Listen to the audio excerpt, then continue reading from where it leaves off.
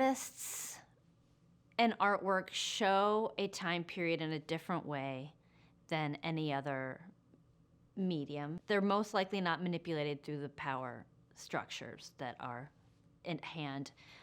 You can get a perspective on a time period that is not that is direct and from experience.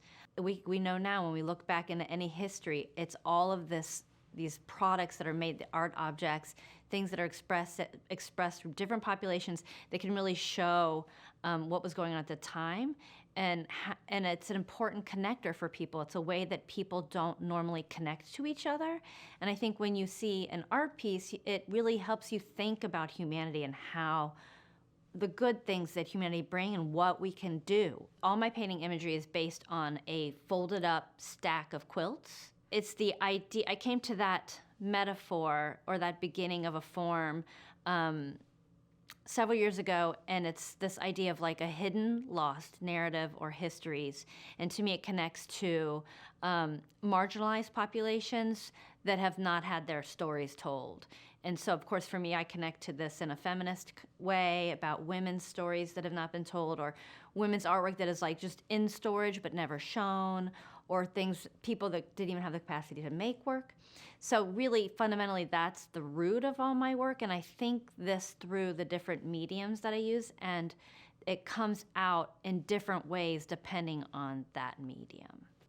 I let the painting kind of talk to me as I go. I am in control of it, but it's really, with painting in particular, I find that it's a process of laying down some, you have your history and your things that you're thinking about, and you just start working, and it is translated through your years of working with this medium in the way that you are familiar with it, and so that it becomes a navigation with your personal history and everything you know about this thing. And it gets to a point where I have to then draw the line and stop, and that's where it's a slower process at the end, and it's just knowing when it stops is hard to describe, but you just sort of, like, okay, there it is, and then you're done.